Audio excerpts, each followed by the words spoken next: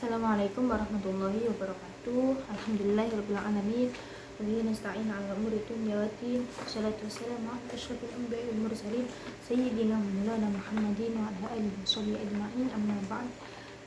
Pertama-tama yang saya hormati Bapak Dr. Hanifuddin selaku dosen pengampu filsafat pendidikan Islam, dan tak lupa teman-temanku yang insyaallah berbahagia. Jadi di sini saya akan mempresentasikan peta imajinasi saya yang berisi materi filsafat pendidikan Islam yang ke-8, yaitu tentang metode pembelajaran dan pemikiran dalam perspektif FPI. Nah, sebelum itu saya akan membacakan pantun sesuai dari arahan Bapak Alif. Naik pesawat ke Pakistan, sampainya pasti cepat. Belajarlah dari kesalahan, kelak kebahagiaan akan didapat.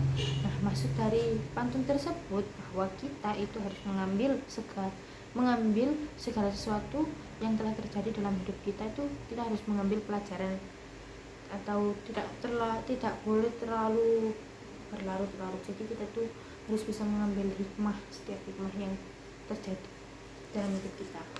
Nah, baik, langsung saja di sini di materi yang ke-8 ini saya merangkum ada 6 poin. Yang pertama yaitu tentang konsep pendekatan dalam FPI, yaitu dimana cenderung kepada siswa agar siswa dapat aktif. Jadi kita itu sebagai guru itu harus berfokus kepada siswa, dan tugas kita itu salah satunya adalah bagaimana membuat siswa itu tadi tertarik dan aktif terhadap pembelajaran.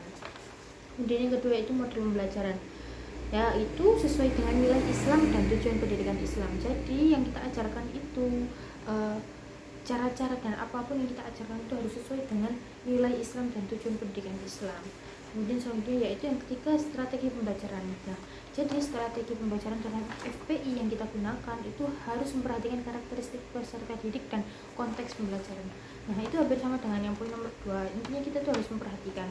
Nah, bedanya kalau ini kita tuh tidak hanya memperhatikan siswa saja, tapi kita tuh harus memperhatikan apa yang akan kita sampaikan dan apa saja cara-cara yang kita sampaikan, cara apa saja yang bisa kita gunakan untuk menyampaikan pendidikan atau ilmu kepada murid. Kemudian yang keempat adalah metode pembelajaran.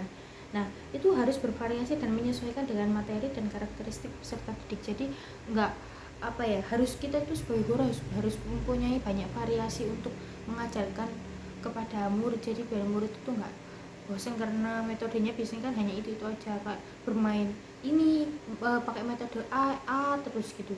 Jadi kita tuh harus lebih inovatif sebagai guru.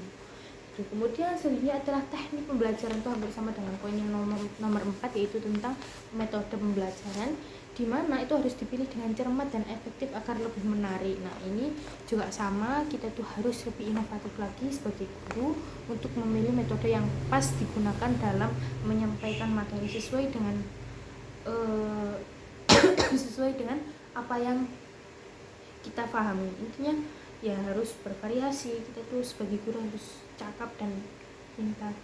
Kemudian yang terakhir yaitu tentang teknik pembelajaran, yaitu harus fleksibel dan disesuaikan dengan situasi yang ada. Nah, ini juga sama, kita tuh harus sebagai guru tuh harus fleksibel. Jadi bukan murid yang menyesuaikan kita, tapi kita bagaimana cara kita itu menyesuaikan karakteristik murid tersebut. Kayak muridnya tuh sukanya bermain, ya kita gimana caranya kita bisa menyampaikan pelajaran tapi melalui permainan yang mereka sukai gitu. Jadi tetap bisa bermain, juga bisa tersampaikan ilmunya.